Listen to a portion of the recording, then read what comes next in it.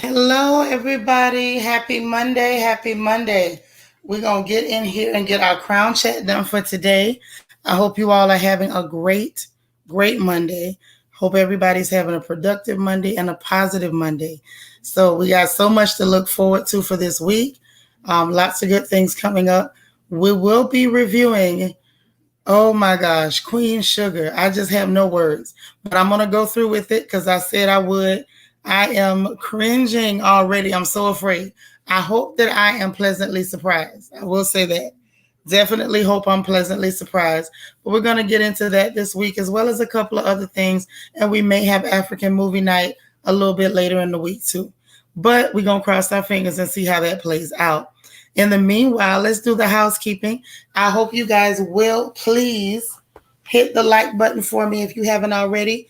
If you have already hit that like button, I want to say thank you. And if you haven't hit it already, go and reach over there and hit that button. I greatly appreciate it. That would be super awesome of you if you could do that. Also, please subscribe if you're not a subscriber. And if you want to join channel membership, there's a link, a button, and a tab on the main page for this channel.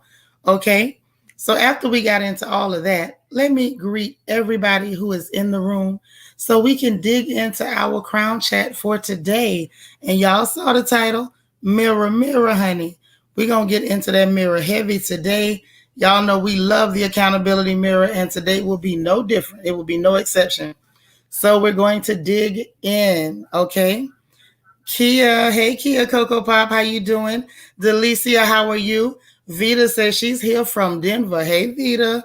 Miss Sparkle, hey there. Wani, Angie, hey sis. Coming in all the way from Miami, Florida. G Darling, how you doing?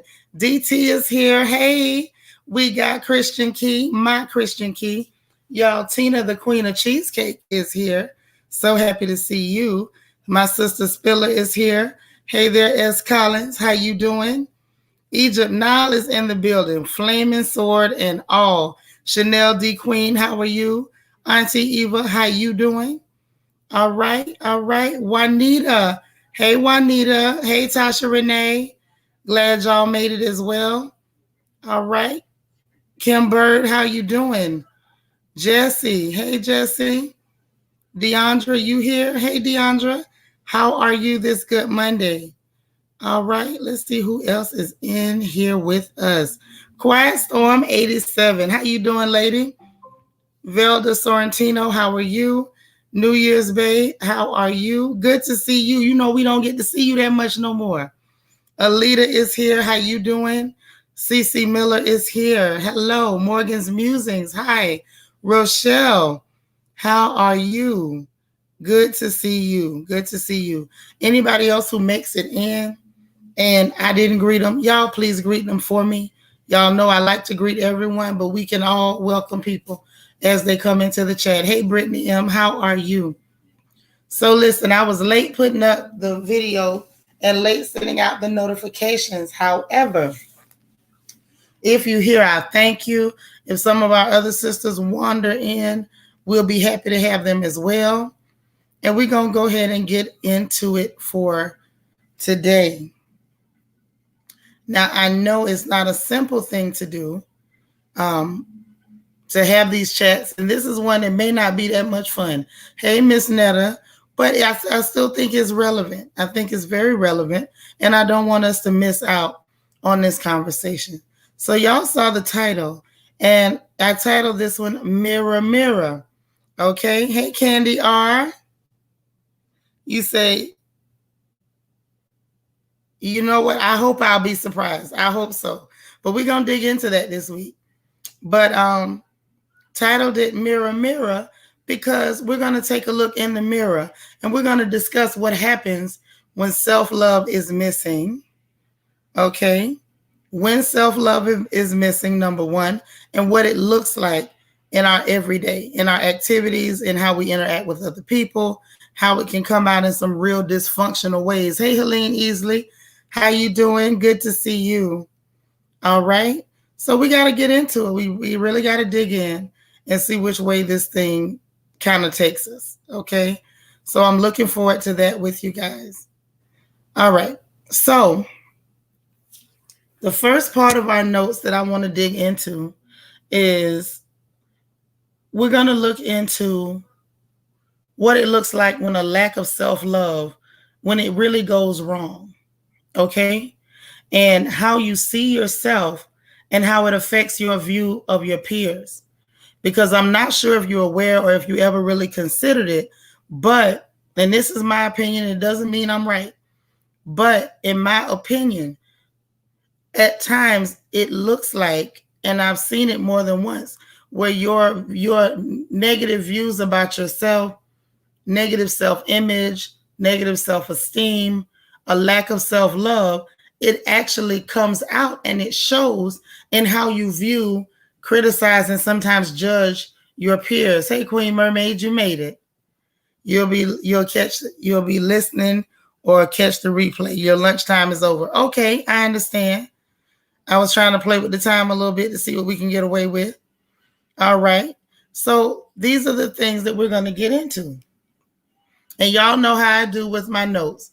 When it comes to the notes, I try to make it into, at least break it up into at least 3 good digestible pieces so that we'll be able to, really get into it. So the first piece of the puzzle that I want to get into, if we can, is being honest about some of the negative thoughts you have about yourself and some of your negative self-esteem issues. Hey, Rochelle. So see, this is the thing. The thing is, a lot of people know how to have a positive attitude and a positive self-image on the surface.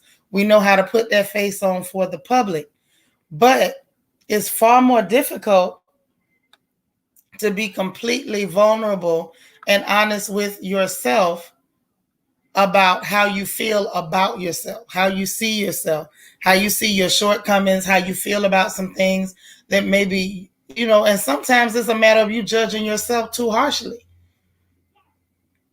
Sometimes that's the issue. So you got to look at that too. But I think the first part is really grabbing that accountability mirror, having that mirror time, and really talking about what it looks like, and what it really is when you don't care about yourself. Well, not so much don't care about yourself, but when you have issues about yourself that you're not ready to express yet. That's the word. You're not ready to express it. Maybe it's too painful or what have you. But those are the sorts of things that you got to be able to do in the mirror. Yes, Vita, the mask, because there's a mask that we put on for the public that, we're basically being socially acceptable. We're putting those things out there that we feel like the public is comfortable seeing and things that we're comfortable exposing without being too vulnerable. That's what causes a lot of those problems. So, like you said, the mask, let me give an example. So in certain instances, you'll see people who have an issue with, okay, let me not just say people. Okay, we all watch Potomac on Sunday. We've been watching it all season. We watched it last season. I think some of the behaviors that we even see on reality television, some of these lash outs, some of these clashes and fights, is as a result of some unresolved things that they feel about themselves, and then they begin to project. And then they start to make value statements about other people, that the value statement being made is not really toward the person that they're giving it to. It's really a value statement that it's toward themselves, but they're projecting. They're putting it out toward other people because they're really basically not ready to address how they feel about themselves. All right. Candy R says internal conversation that leads to your external transformation. We all have that self-conversation. We all have to have. And we do. And I think that we should definitely have those conversations. But the reality is a lot of us don't have them for one major reason, which is that a lot of times these conversations are very painful. They can be very uncomfortable to have. So we have to be honest about the fact that we're not just going to just have the conversation because we're saying we need to. We need to actually do it. And y'all so dead in this chat. Let me see bullseyes or anything to let me know if you know what I'm talking about. But like I mentioned, when it came to what we saw on reality television with, let's just say, anybody. Candace, I guess, is the punching bag for the week. You know, they always pick one and everybody attacks the person's character, their behavior, and everything else. But when we look at it and we start to really pay attention, what I think we're seeing is someone who has self-esteem issues based on many different things. I think she's a pretty girl, but you can be absolutely beautiful and still have issues with yourself that you're not addressing. I think she's a pretty girl. We joke about the squirrel makeup. She could stop wearing it at any time. What I'm talking about is on the surface, pretty girl, but she has issues concerning money, more than likely because she's probably felt judged, even if she was or wasn't. I think she's felt judged because her mother was able to provide things for her and people maybe made her feel guilty, or they made comments, or maybe she had feelings of her own about the fact that she had peers who were getting it on their own, and while she was depending on her mother to help her do things.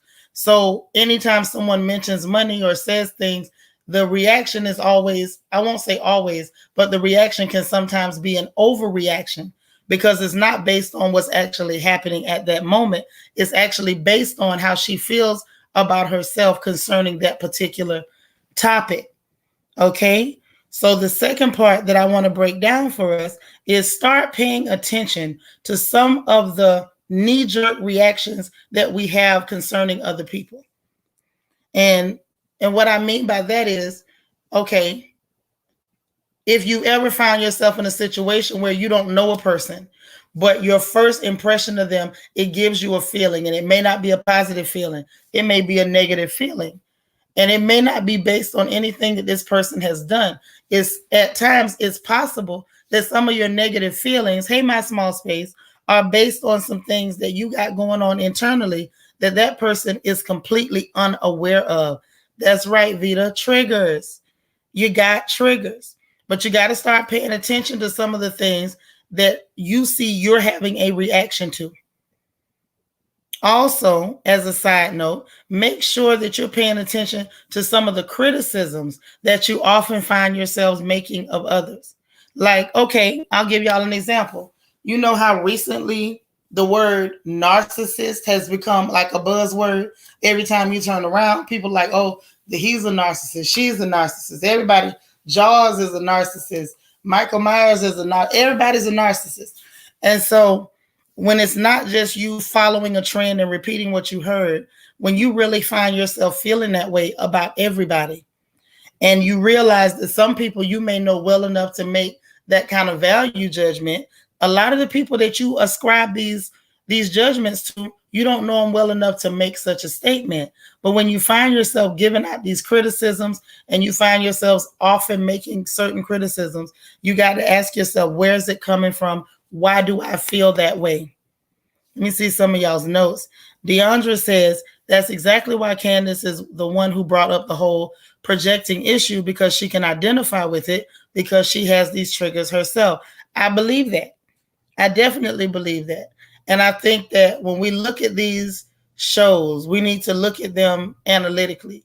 You know, of course, we're going to get into who said what and who shouldn't have said what, and child, I would have said. That's cool because we're women and it's okay if we do that. I think we should be allowed that type of room, that type of levity. However, we still need to look at it with a discerning eye and be like, okay, where do I see myself in this situation? Have I ever behaved this way? When I did, what caused me to behave that way? The truth of the matter is, I think you're right, Deandra. I think she very much realizes that she projects. So she recognized that someone else was clearly projecting. So you got to check yourself and make sure that you're not making the same criticism or making it frequent, you know, and ascribing it to all these different people without you really even knowing who these people are.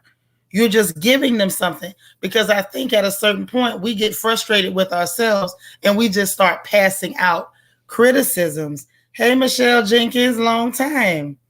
Say excellent commentary. Sometimes we need to check ourselves when we jump to judgment of others. Very, very true. It's almost like the person who sits around and you hear them constantly saying, I don't trust nobody, I can't trust nobody, I can't trust nobody.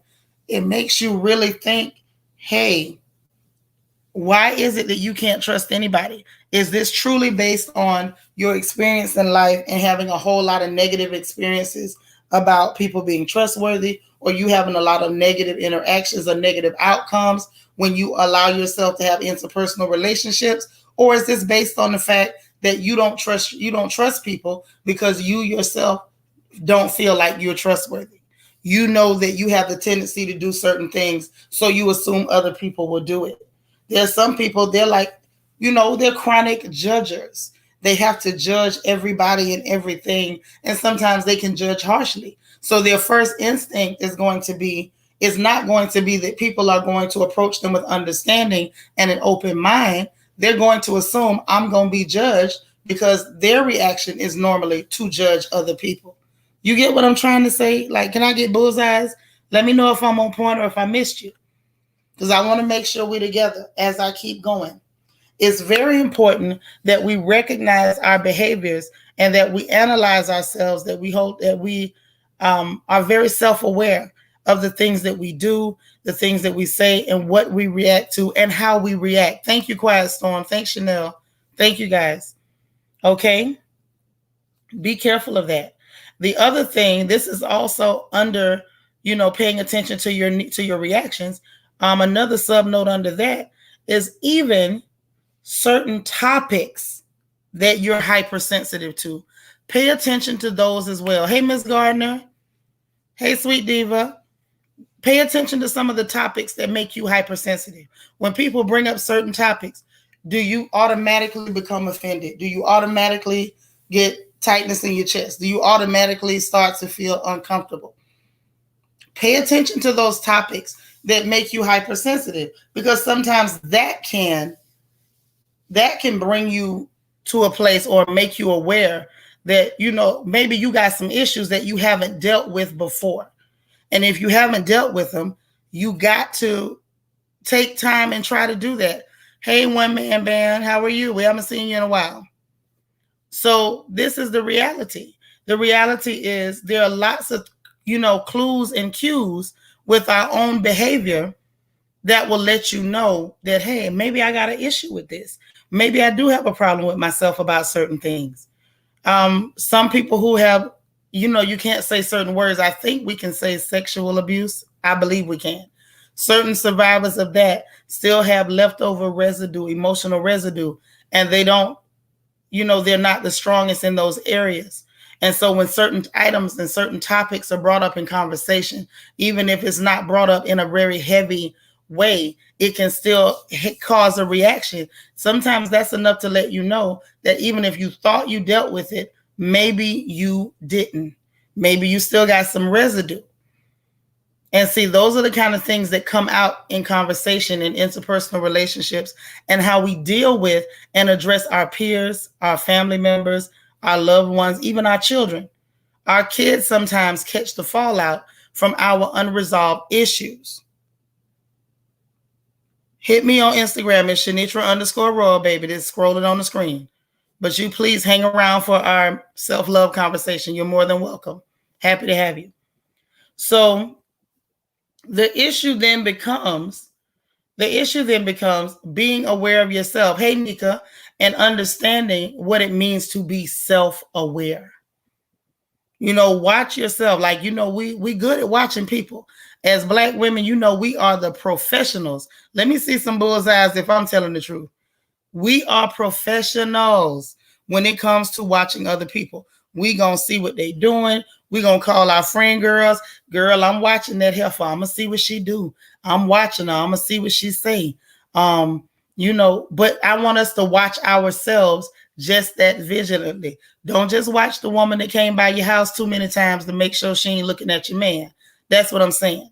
Don't just watch that deacon at the church because he always want to go in the back when the finance committee is counting the money. Okay? Watch ourselves just as much as we watch everybody else. Hey, Ray Ray. She said, I used to be a loving chronic judger. LOL. I feel like all my mistakes have been lessons for me not to judge the way I used to.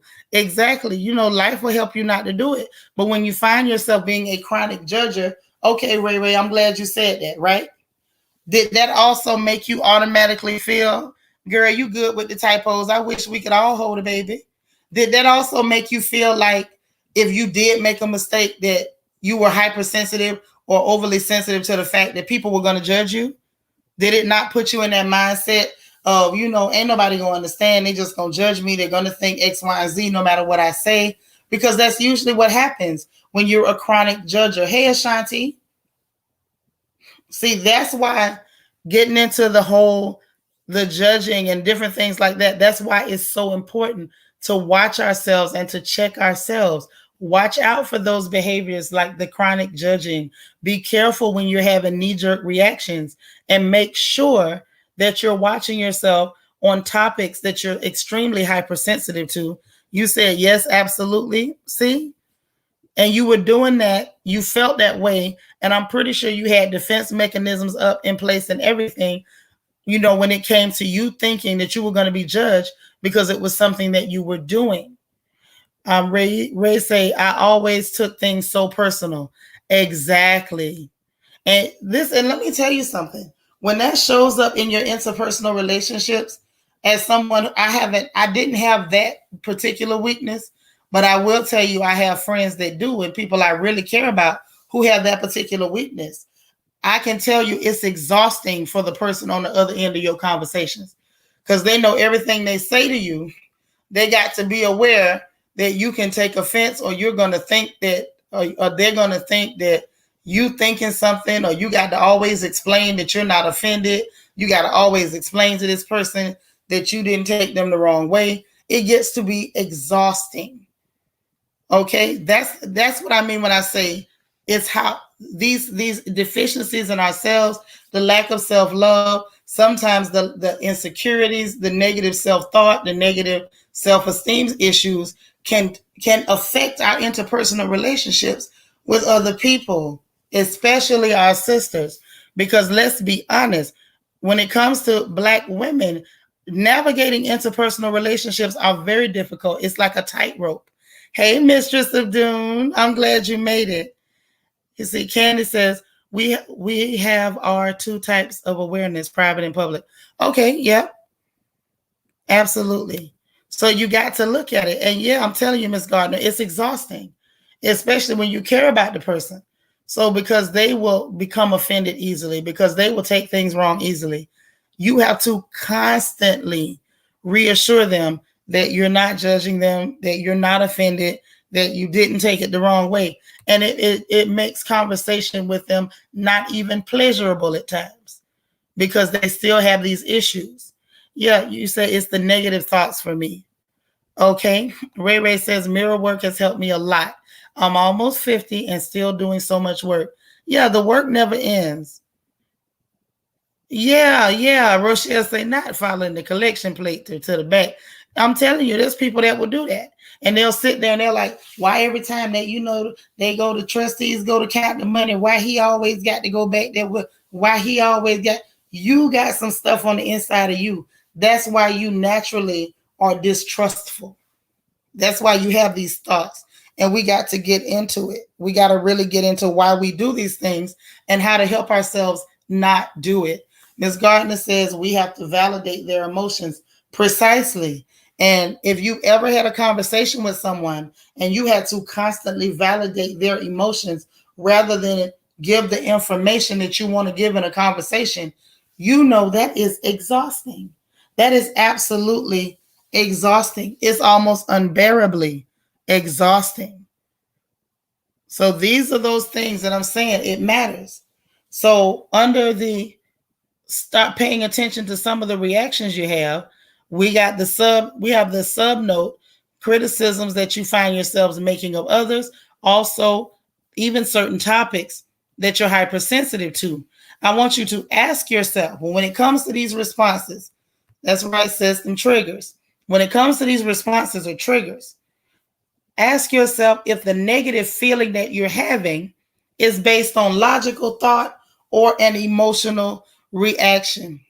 Sisters, this step to me is so important because as women, it's almost natural to be emotional creatures, and it's cool to have emotions, but you still have to think. You can't just drive yourself off pure emotion. There still has to be positive, not just positive, but logical thought, a logical thought process, or a straight line to what you're to what it is you're responding to.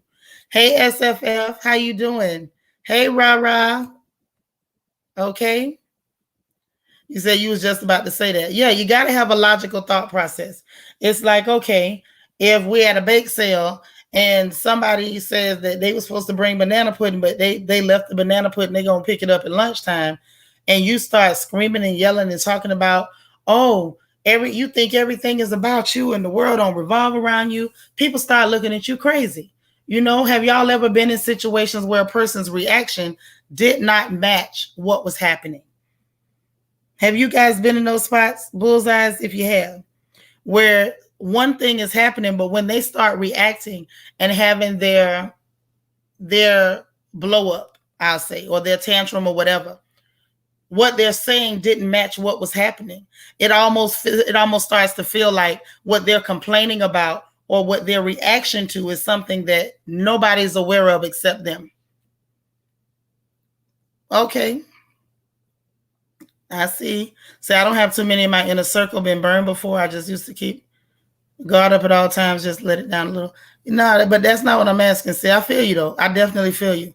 What I'm saying is when you have folks that you run into and you have to deal with them in social settings and groups that you're in, sometimes sororities, churches, neighborhoods, whatever. Sometimes y'all kids on the same sports teams and y'all got to work together as the mamas. Sometimes, you know, something small will happen and their reaction is to something that's not even there. And if you ask them, you know, well, what are you angry about? When they start trying to explain to you what it is they're angry about, and you're like, okay, but what did that have to do with Angie?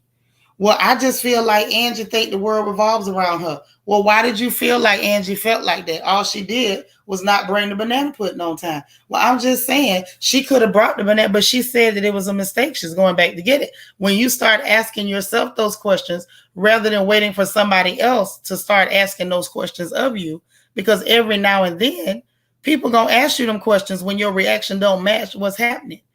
Ask yourself those questions. Say, okay, what exactly am I angry about? Why do I feel this angry? What exactly has me this mad? Am I really mad about the banana pudding? Or am I mad about something else? Was I in a bad mood before I even got here? You got to ask yourself those questions to make sure that your reaction is based on on a logical thought process. There's times when you can be upset somewhat about what's happening, but your level of anger just doesn't match. It just doesn't match. And you got to ask yourself, should I be this mad? Is this anything to be this upset about? Or why am I crying? You know, what is it? You know, have we had that happen? I mean, I've reacted to things, not recently, but I have had that happen where I know once I calmed down and thought about it, that I was definitely overreacting. And when we catch ourselves overreacting, you got to ask, why am I having this type of a response? It's almost like the person you see that pulls out a hand grenade to kill a spider. It's overkill. Sweet Diva says, I allowed my past failed friendship with coworkers to affect me befriending female coworkers in the current. I'm currently working on it, but these conversations need to be talked about. I agree. Because as women, you have to navigate that fine line between having your emotions, which is your right as a woman, but also having logical thought, because we're not wild animals. We can think and reason. That's right, Nika. There's a lot of displaced anger. Okay? Tina says her whole childhood was like that. Wow, dear. Hey, Miss Chocolate Divine, how are you? Okay, see, that's the thing. And I want us to really dig, because we have all Had it. Alita says, it's confusing because you don't understand where the reaction is coming from. Right. When someone does that to you, your first thought is, why are they responding to me that way? Why is this happening? Why are they doing that? I didn't do anything. In all those questions that you would ask yourself if someone else is behaving that way, when you catch yourself getting upset and having those knee-jerk reactions, begin to ask yourself, thank you, Velda. I couldn't have said it better. What's triggering the hostility? Because all the time, y'all, we don't always act out on the hostility. Sometimes as we know how to be ladies and we can keep it to ourselves. And that's cool. But you still may be having your thought process, what you holding on the inside, may be extremely hostile. You say, you doing okay? Oh, we love you. We love you. And we still praying for your daddy. Okay? But let us know if there's anything else that we can do, okay? Now, Mistress Adoon say the missing banana pudding did ruin the day. So don't let elevated reactions ruin the day. That's right. That is true. You say the missing banana pudding didn't ruin the day. Right. Now, kids say the religion I was in and the abuse I suffered made me react to situations in an unhealthy way. I started pushing people away from me and didn't trust anyone. I knew I needed help and in therapy now. Y'all know I believe in therapy. It is your friend. Hey, E. Davis. But, and I'm going to say this. I feel like, well, let me ask you, Kia, if you were not in therapy or before you went to therapy, were you able to recognize that your past and everything you went through with that religious group, were you able to recognize that that was the reason for your behavior, why it was easy, why it was difficult for you to connect with people and why you were pushing people away? That's the real question. Were you able to recognize it, or did you need to hit therapy so they could give you the tools to help you recognize that? That's the real question. Now, the third point that I want to have here, because y'all know I like to break them down. I love my threes. Sometimes we get into fours and fives, but I do like my threes at a minimum, right? Let's make sure to identify those reactions that are linked to areas of self-hate, dislike, or insecurities. Let's identify them. Call them out to yourself, not for anybody else. Y'all know we believe in journaling over here. Journaling is your friend. Journaling is your friend. So those reactions, like me, I'm a big old lady.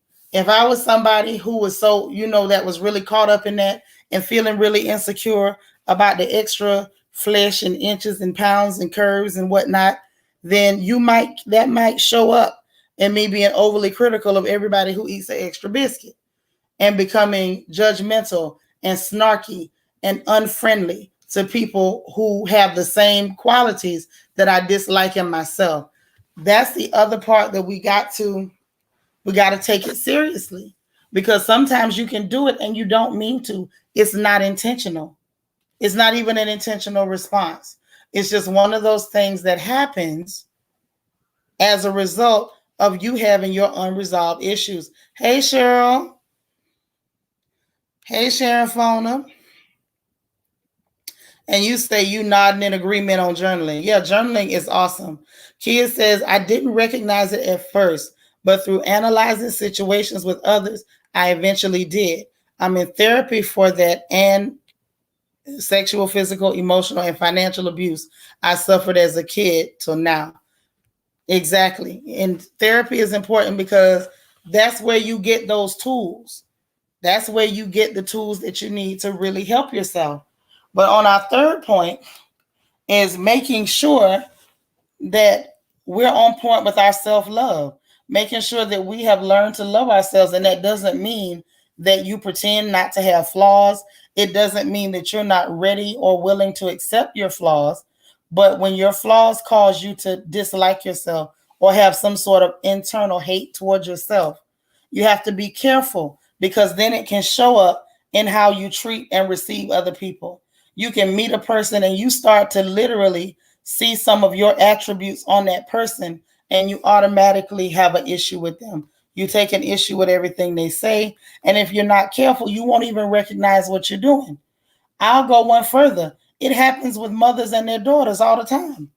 I can't speak on fathers and sons because, I'm not a man. But I can tell you it happens with mothers and daughters. I know I had that issue I did suffer with. I wasn't angry with my daughter, but it was a lot of confusion and frustration because of the fact that I saw a lot of me in my baby. And I saw a lot of those behavioral traits and attributes, hey Miss G, that I didn't like about myself, and I saw it in my kid. And so as mothers, sometimes we can end up being super critical, overly critical of our girls until we recognize what it is we're doing. And we end up doing it because of the fact that those things that we're seeing in our kids, we don't like in ourselves. And yes, even those things that we don't dare say out loud. Because see, a lot of us right now, we some cool cats now. But if you really want to tell the truth, most of us that's so cool now, you had a stage in your life when you weren't so cool. And you really felt like a knucklehead. You felt like a numbskull. You felt like you did a lot of dumb stuff. And you didn't like who you were at that time. And sometimes you still have some of those same attributes and you feel a certain kind of way about yourself. But when you see it in your children, it really makes you feel some type of way.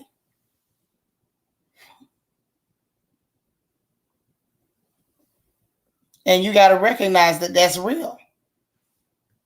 And just like you do it when it comes to your children, you can do it when it comes to friends and when it comes to people that you're even just meeting. You don't even know them like that.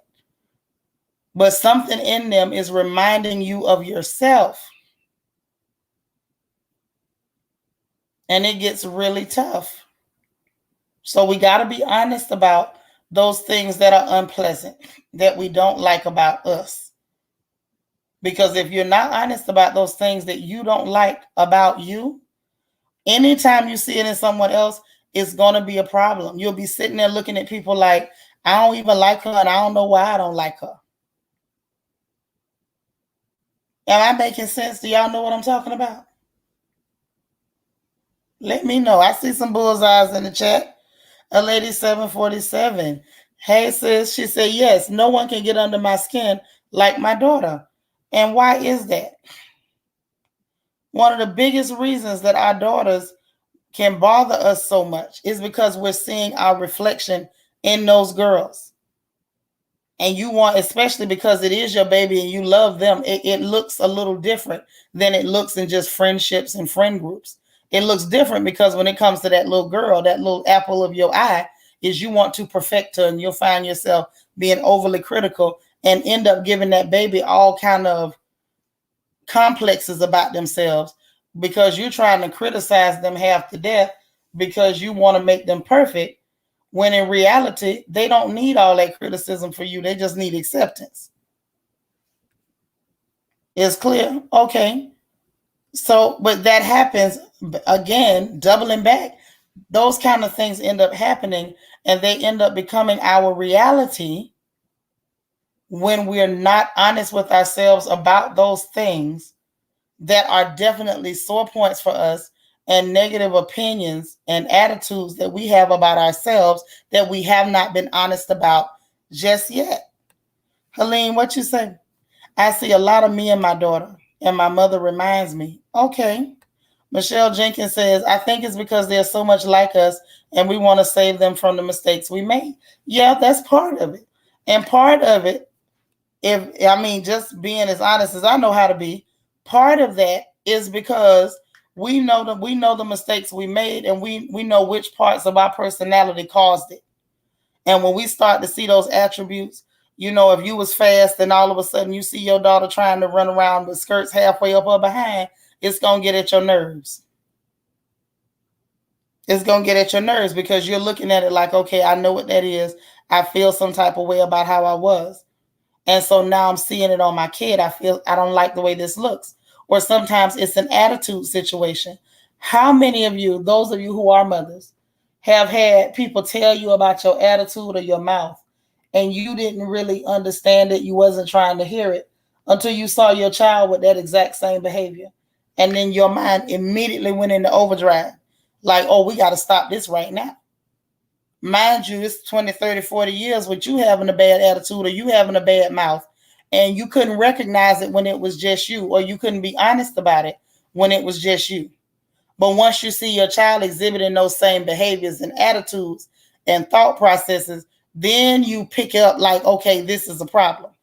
Because you can be honest about it and you can recognize it and call it out better when it's someone else. When it's ourselves, sometimes that's the hardest look in the mirror we could ever have.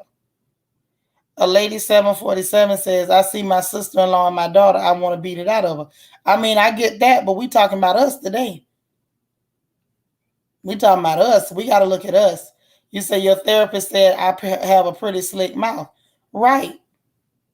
And we hear that from people and we don't take it serious sometimes, but we can start, if we hear it enough, we can start to internalize those critiques from people if we're not careful, and we start to develop a complex.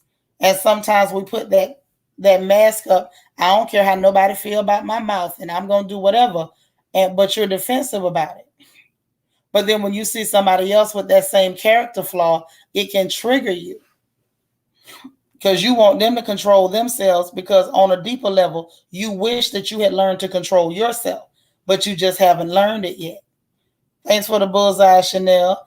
Just Jules JG, how you doing? I'm glad you made it. So we got to be careful of that. Make sure, y'all, that we identify them reactions and make sure that we're not reacting based on or have it linked to any of the self-hate, insecurities, low self-esteem issues that we have about ourselves. Hey, Destiny the boss, I love your picture. Yes, long time no see. Too long now. Now, under that, a sub note, start catching yourself when you're having these reactions. It's not enough to identify them. When you see yourself doing that in a social setting, in a public setting, or just in your friend groups or with your family, catch it before it goes too far. Y'all know what I'm saying.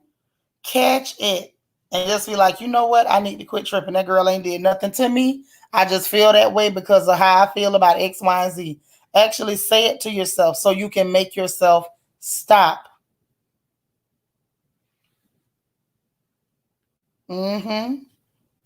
It's true. Very true. Sharon says, all I knew was critical opinion of myself. Growing up, everyone learned the dozens or the art of insulting. Yeah, that's true. We all did. I think that was kind of like just our experience over here in this place. It just kind of was what it was. DT says, check yourself and your reaction before it gets to the point of no return. Right. That's what you have got to do. Check yourself. Check yourself right then and there. Call it out. Call a thing. I see what I'm doing. Like I said, just like we watch other people and we quick to say we watching that heifer. Let's watch this heifer too. Let's watch us. And call yourself out. Like, see, you feel like that because of your feelings about yourself. It's better that you call it out than to let it get away from you and then you start acting out and embarrassing and disgracing yourself. Call yourself out. The next sub note underneath that, hey Queena, is talk yourself through those moments. Question yourself about what you're really feeling and why. Talk yourself through it. That's what I was saying earlier. Get to a point where you're aware enough that you're asking yourself, okay, what am I really upset about? Because I know good and hell well I'm not this mad about no banana pudding. What am I really feeling? Am I really that mad about some banana pudding? Or am I mad about something else? Am I even feeling angry? Am I really angry or am I just hurt over something? Why did that hurt me? When was the last time I felt like that? What made me feel like that before? You got to ask yourself the questions. Question yourself. Interrogate yourself. Don't do it out loud because then people don't think you crazy because you're talking to yourself, especially if you start answering yourself back. Okay? Miss G says, I have to catch myself often because my tongue is slick. It's slick mouth. Emotion before brain. I attribute it to being honest. Yes, but it's one thing to be honest and it's another thing to be uncouth and not have control. A lack of self-control is not, it don't have a lot to do with honesty. It has a whole lot to do with not wanting to filter yourself.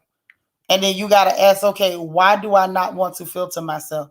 Is there some residue from our childhood where people kept telling us to shut up, or overlooking us, or refusing to hear us?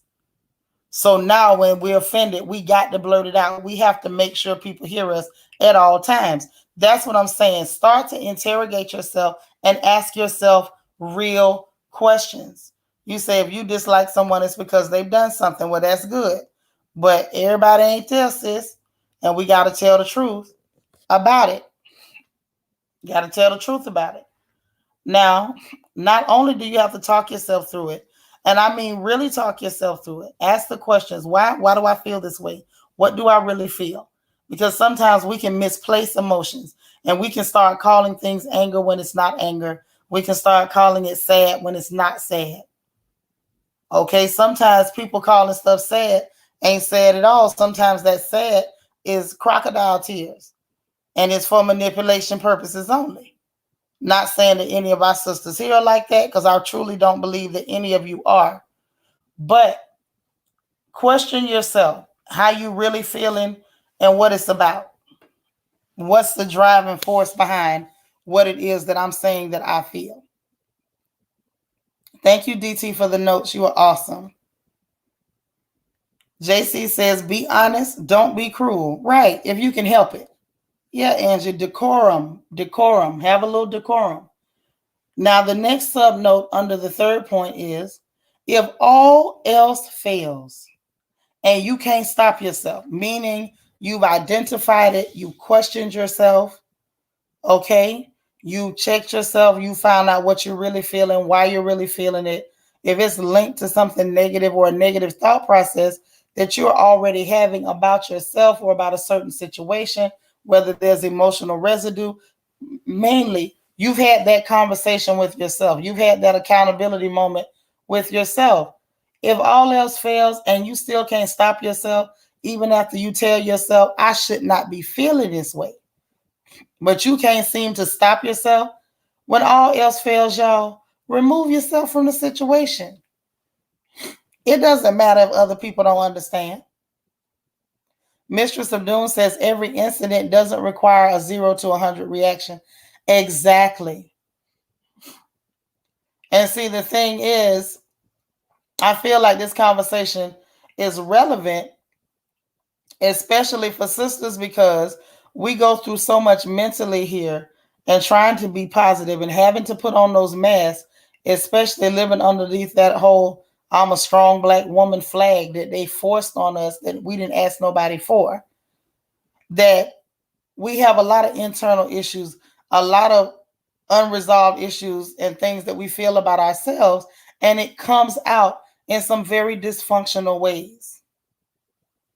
It simply does. And so because it comes out that way, nobody really, I won't say nobody, but a lot of people don't stop to say, well, why did she have that reaction? Why did she go from 0 to 100? Now, mind you, another sister may understand where you're coming from, but other groups of people, sometimes, especially our own men, don't understand why we have that reaction. I think that's part of why we got that label of angry black women. It's not that we're just angry. I think a lot of us need therapy because of just being a black woman in this country is traumatic as hell. Like, let's just be honest. It is a very traumatic experience. It's something that definitely would affect your psyche. But if the majority of our folks are not getting help, then there's going to be misplaced anger. There's going to be a lot of overreactions. It's going to be a whole lot of 0 to 100 and a lot of grenades used to kill spiders and mosquitoes and whatnot. Hey, iridescent. So that's why it is important. And as a side note, y'all know I'm going to say it. I'm not going to go off on a rant, but I want to make a point. That's why I think it's so very important to have the interpersonal relationships between sisters and for us to learn how to relate to each other. One reason for sure is nobody understands your frustration and how much you've been misunderstood like another sister. As much as we love our men, black men do not know or have any real understanding of how we feel and what we go through as women. Your sister can understand why you went from 0 to 100. Even if we wouldn't necessarily do it, we can identify, we have a point of reference. And that's why I think it's so important that we don't discount our relationships with each other. They're very, very important. Right. All of that stuff, it plays a part in it. Thank you, Miss Gardner. What you say, Angie? We're tired. But see, when you say that to someone who's not you and who's never walked in your shoes, they don't know what you mean when you say you tired. They looking at you like, well, if you tired, take a nap. They don't understand that our version of tired is based on a whole lot more than needing a nap. So that's why I feel like, just personally, my own personal opinion, and this is not saying that I'm right or wrong. I'm just saying, yes, and the men can be very nonchalant, Ms. Gardner. Okay? But we got to be able to have those relationships with each other, because no one can understand your point of view like a sister. When you start talking to other people, whether it's black men, whether it's clear folks or folks that are clear adjacent, they end up either being nonchalant or pretending not to understand you and gaslighting you all to be damned. It's the truth. They will gaslight you to death while you're trying to explain why you're clearly upset. And that's not to say that you can't have other folks in your friend groups. It's not to say it's not cool to have friends that are from different ethnic backgrounds, different countries, different nationalities, all that good stuff. That's perfectly cool. It's nice to have diversity and get to know other people and their cultures. But I would definitely say that no matter who else you decide to have in your friend group, no matter who else you decide to be close to, your sister can understand you when you're explaining that you're tired. When you come in here and say you're tired, you don't have to explain what you mean, because every sister in here know exactly what you're saying. I mean, y'all let me know if I'm right about it. This is the kind of thing. Yes, Mistress of Doom, thank you. We have to protect our energy. Too many target us. They do, and I think it's because we're seen often as an acceptable target. But even with that being said, it's not healthy for us to go through life with a victim mentality where we accept that we're victims and we live our lives as victims. We have to use tools to make sure that we're actually thinking in a healthy and positive way. We have to use tools to make sure that while we are afforded our emotions, that we don't allow them to just take over and we become irrational. And then we start acting exactly like what people are saying we are, even when there's no truth to it. Can y'all kind of get how if we react without thinking logically and we just behave based on our emotions, how that can end up looking exactly like the lies they tell on us? Does that make sense? Like, we literally set ourselves up to be what they say we are. Let's go back to Potomac. Shoot, like I said, we all watching it, and that is definitely almost a case study for lack of control, lack of using the tools to help yourself. And it's crazy. Hey, cool gent, especially from someone whose mother is a therapist. But let's think about what we just saw on Sunday with those ladies. If Candace had been able to control herself instead of having an emotional knee-jerk reaction, would she be in the position she's in with people painting her with a brush that may not necessarily even belong to her? I would go far enough to say she probably wouldn't even have the reputation she has at all in the public eye or in social media had she learned to control herself, make sure that she's thinking logically, be very self-aware, check yourself, find out what issues you have, what emotional residue is left behind, so that when you're interacting with other people, you're not acting out based on your feelings about yourself and having displaced anger and displaced emotional responses. Okay, let me see what some of y'all are saying in this chat, because I always try to get some of y'all's comments. Y'all put some good stuff in here. Miss Gardner says, I teach my children not to care about what people say about them because we cannot control a person's mouth. If it's not true, don't respond. I agree. If it's not true, don't respond. But we also want to teach them that if someone has said something that truly made them feel bad or hurt their feelings, to be honest about it. You know, it's cool to say it doesn't matter. And mind you, it should not matter. But if something is said and it begins to make them feel bad, you want those children to understand you can be honest about your feelings while remaining in control. And you don't even have to say it to that person. I'm always saying, make sure you have at least one person in your circle that you can trust to be honest with about your emotions and say, hey, it made me feel bad that they said X, Y, and Z about me. I didn't appreciate that they called me out my name. It made me feel bad that they told a lie on me. You know what I mean? Make sure they're expressing it, because far too many times that is what happens to Black women from the time we're children, is we're not supposed to care. We're not supposed to have any feelings about what's going on with us. And even when people hurt us, we're expected to pretend that it didn't hurt, when sometimes the healthiest thing you can do is say that hurt. It doesn't make you weak. It doesn't make you a punk. It makes you honest. And it gives you, in my opinion, I feel like it gives you a large amount of your femininity back. You know, I think we lost a lot of it because it was taken from us, and it was taken young. Other groups of women have the freedom and the luxury to just be women. But for us, we have to be superheroes and pretend not to be hurt, even when we are definitely hurt. That's good, Miss Garden. That's right. Let them keep expressing it to you and allow them, you know, a safe place to get it out and talk about how they really feel. They need to be able to talk about how they really feel.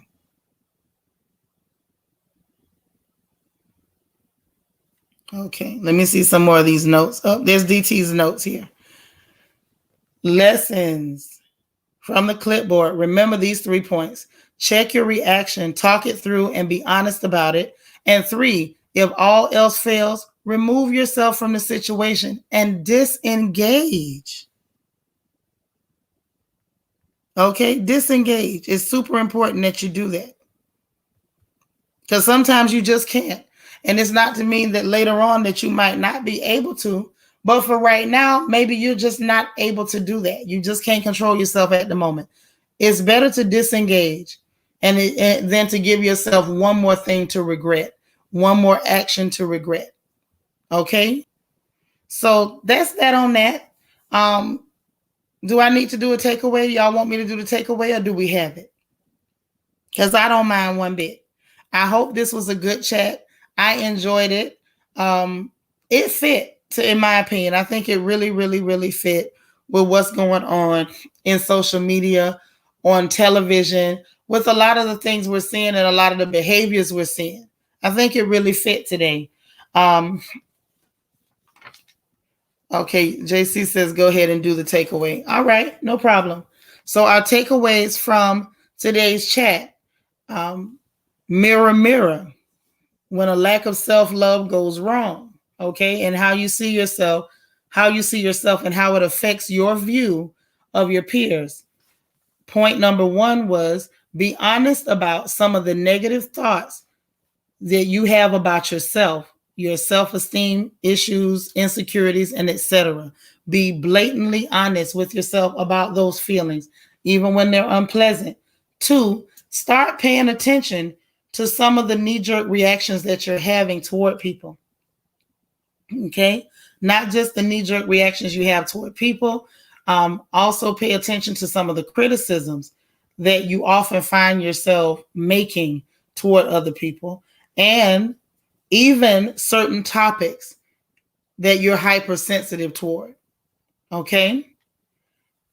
Also, ask yourself, when you're doing your self-interrogation, ask yourself if your response or negative feelings are based on logical thought or emotional reaction, because there is a difference.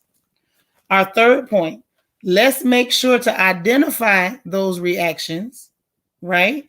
That are linked to areas of self-hate, dislike, or insecurities. Subnote, start catching yourself when you're having those reactions, like immediately put a stop to it, catch yourself right then and there. Okay. Next, talk yourself through those moments. Talk yourself through it. Ask yourself questions. Do the interrogation. Why do I feel this way? What exactly am I feeling? Is this really anger? Is it hurt? Is it disappointment? Question yourself about what you're feeling, why you're feeling it, and is it logical to have that feeling at that time? Is it an overreaction based on what's actually going on in front of you? And also, the last point, which is heavy, if all else fails and you've done all the steps and you still can't manage to control yourself, remove yourself from the situation. And that is also super, super important. Okay? Now, y'all, we made it through our chat for today. I'm at 1 hour and 1 minute. I still was mindful of the time. Yay, me. So I'm very excited about that. I hope today's crown chat was helpful. Okay, Miss Gardner, you say you came out the bushes to get this lesson. All right. And you say you right on time and glad you caught the live today. I'm glad you came. I'm so glad you came. And JC, you say the last one is powerful. Yeah, remove yourself because you can't always control yourself. We're not perfect. So it's going to be times when you can't just calm yourself down and cool yourself all the way down. When you can't, back away. Just back away. All right, Mistress of Doom, I'm so glad you came. We don't get to see you often. I appreciate your presence. She says, great chat, Seanitra. Please continue to take care. You too. All right. Well, I'm glad it helped. I'm going to get out of here. Y'all know I got to get right back in the wind because I don't let no grass grow under my feet. Y'all hit them car keys. So you know what that means. I got to hit it and hold it. Okay? As one of my big sisters used to say, I got to hit the concrete running like a nosebleed. So I'm going to get on up out of here. I appreciate you guys. It was awesome chatting with you today. I may be back later after the whole Queen Sugar situation. Okay. Oh, wait a minute. Y'all, Cool Jen say he may do a live stream today. Always a pleasure over here. If you do one, message me on Instagram, Seanitra_Royal. Let us know. And we'll see what we can do about getting over there to show our support in full effect. Okay. Hey, Tina, I expect to hear from you too. All right. Well, listen, I love you guys. Those of you who already hit the like button, I thank you. I appreciate you. If you did not hit the like button on your way in or throughout this stream, please hit the like button on your way out. Please remember to subscribe if you're not subscribed and hit the notification bell. Remember to click all if, in fact, you want to know every time we're going live. Okay? Yes, go ahead and hit it. And that is the Instagram. Y'all get in touch with me if you need me. I'll talk to you later today, possibly, but definitely tomorrow. I love you guys, and we'll holler at you tomorrow. All right? Bye-bye.